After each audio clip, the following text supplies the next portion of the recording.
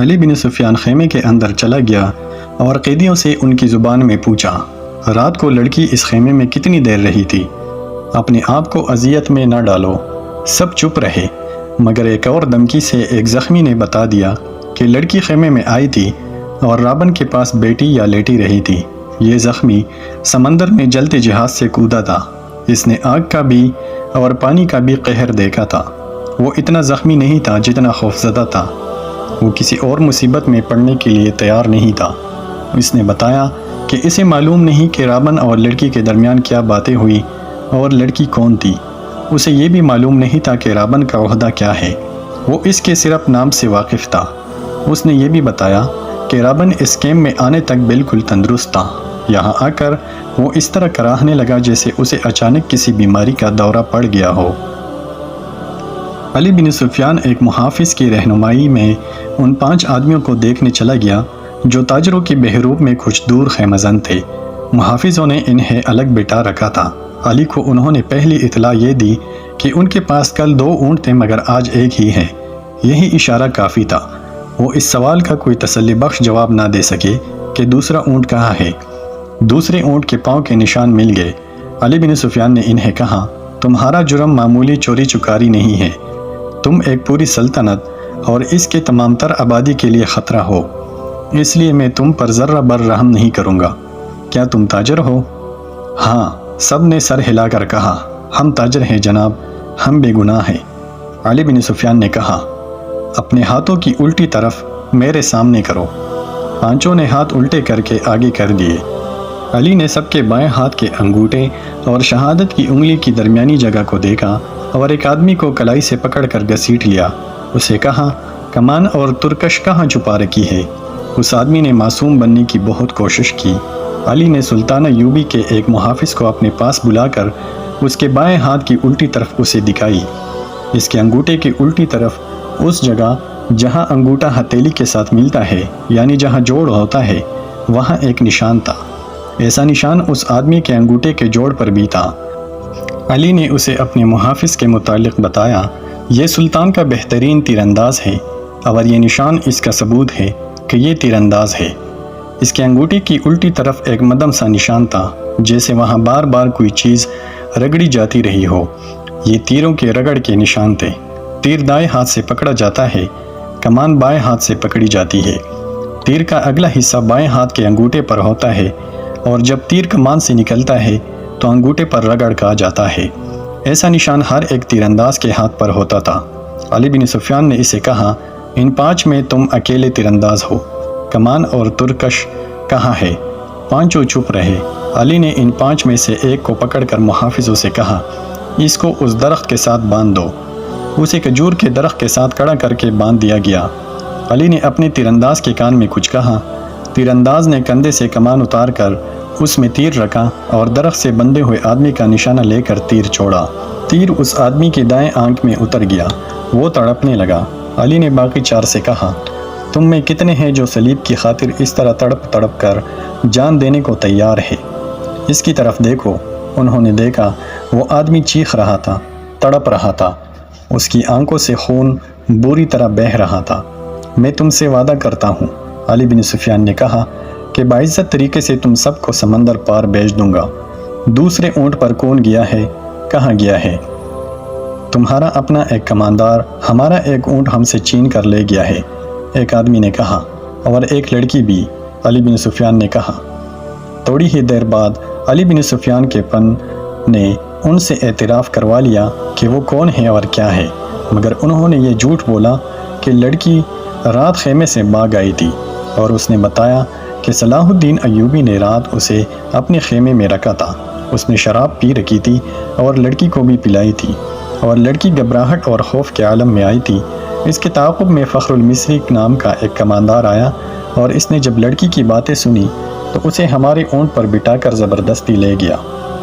انہوں نے وہ تمام بہتان علی بن سفیان کو سنائے جو لڑکی نے سلطان ایوبی پر لگائے تھے۔ علی نے مسکرا کر کہا، تم 5 تربیت یافتہ عسکری اور تیر انداز اور ایک آدمی تم سے لڑکی بھی لے گیا اور اونٹ بھی۔ اس نے انہی کی نشاندہی پر زمین میں دبائی ہوئی کمان اور ترکش بھی نکلوائی۔ ان 4 کو خیمہ گاہ میں بھجوا دیا گیا۔ 5واں آدمی تڑپ تڑپ کر مر چکا تھا۔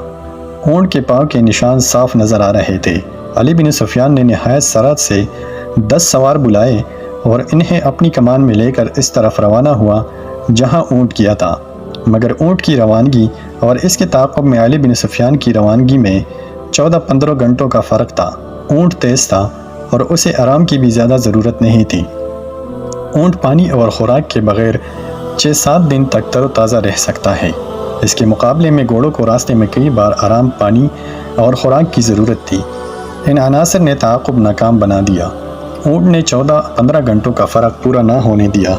فخر المصری نے تعاقب کے پیش نظر قیام بہت کم کیا۔ علی بن سفیان کو راستے میں صرف ایک چیز ملی، یہ ایک تیلا تھا۔ اس نے رک کر تیلا اٹھایا، کھول کر دیکھا، اس میں کھانے پینے کی چیزیں تھیں۔ اسی تیلے میں ایک اور تیلا تھا، اس میں بھی وہی چیزیں تھیں۔ علی بن سفیان کی سونگنے کے تیز حس نے اسے بتا دیا کہ ان اشیاء میں حشیش ملی ہوئی ہے۔ راستے میں اسے 2 جگہ ایسے آثار ملے تھے، ان سے پتہ چلتا تھا کہ یہاں اونٹ رکا ہے اور سوار یہاں بیٹھے ہیں۔ کھجوروں کی گٹیاں، پھلوں کے بیج اور چھلکے بھی بکھرے ہوئے تھے۔ تیلے نے اسے شک میں ڈال دیا۔ اس کے ذہن میں یہ شک نہ آیا کہ فخر المصری کو حشیش کے نشے میں لڑکی اپنے محافظ کے طور پر ساتھ لے جا رہی ہے۔ تاہم اس نے تیلا اپنے پاس رکھا، مگر تیلے کی تلاشی اور قیام نے وقت ضائع کر دیا تھا۔ فخر المصری اور موبی منزل پر نہ بھی پہنچتے اور راستے میں پکڑے بھی جاتے تو کوئی فرق نہ پڑتا۔ سوڈانی لشکر میں ناجی اور روش اور ان کے ساتھی جو زہر پلا چکے تھے وہ اثر کر گیا تھا۔ فاطمی خلافت کے وہ فوجی سربراہ جو برائے نام جرنیل اور دراصل حاکم بنے ہوئے تھے، سلطان صلاح الدین ایوبی کو ایک ناکام امیر اور بیکار حاکم ثابت کرنا چاہتے تھے۔ مسلمان حکمران حرم میں ان لڑکیوں کے اسیر ہو گئے تھے جن میں بیشتر عیسائی اور یہودی تھی۔ ان کے نام اسلامی تھے۔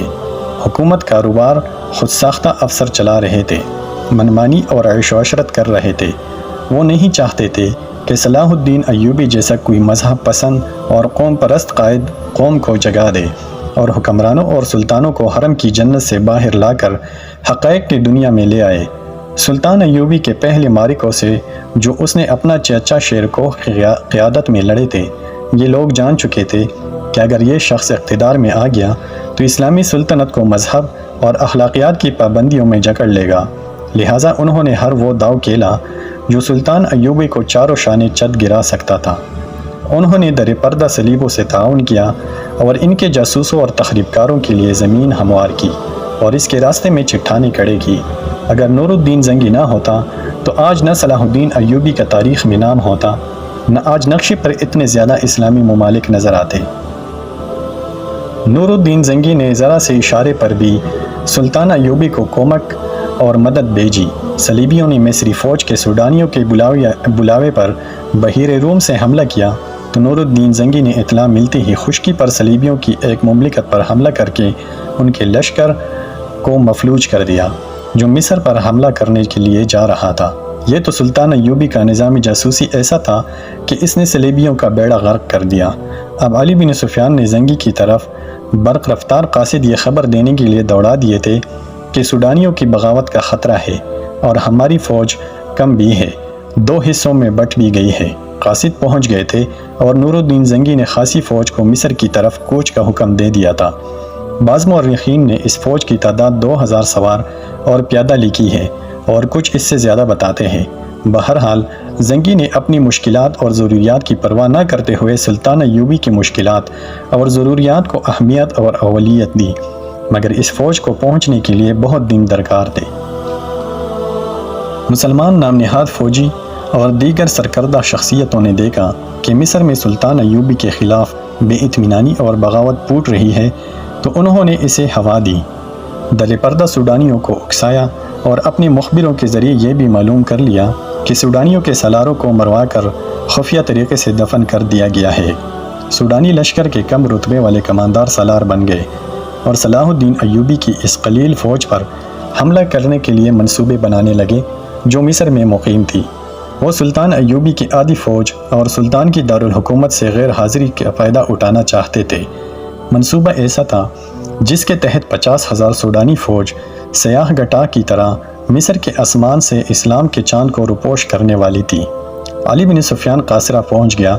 وہ جن کے تعاقب میں گیا تھا ان کا اس سے آگے کوئی سراغ نہیں مل رہا تھا۔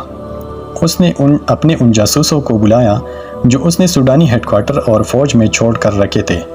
ان میں سے ایک نے بتایا کہ گزشتہ رات ایک اونٹ آیا تھا۔ اندھیرے میں جو کچھ نظر آ سکا وہ 2 سوار تھے، ایک عورت اور ایک مرد۔ جاسوس نے یہ بھی بتایا کہ وہ کون سی عمارت میں داخل ہوئے تھے۔ علی بن سفیان کو یہ اختیار حاصل تھا کہ وہ وہاں چھاپا مارتا۔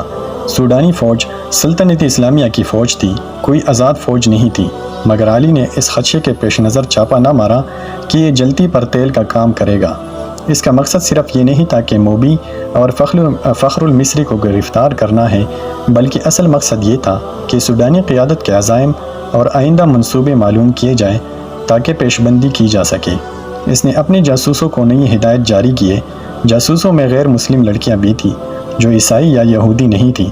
یہ قبہ خانوں کی بڑی ذہین اور تیز ترار لڑکیاں تھیں، مگر علی بن سفیان نے ان پر کبھی 100% بھروسہ نہیں کیا تھا، کیونکہ وہ دوغلا کھیل بھی کھیل سکتی تھی۔ ان لڑکیوں سے بھی اس لڑکی موبی کا سراغ نہ مل سکا جس کے تعاقب میں علی آیا تھا۔ 4 روز علی بن سفیان دارالحکومت سے باہر مارا مارا پھرتا رہا۔ اس کا دائرہ کار سوڈانی فوج قیادت کے ارد گرد کا علاقہ تھا۔ 5ویں رات وہ باہر کھلے آسمان تلے بیٹھا اپنے 2 جاسوسوں سے رپورٹ لے رہا تھا۔ اس کے تمام آدمیوں کو معلوم ہوتا تھا کہ کس وقت وہ کہاں ہوتا ہے۔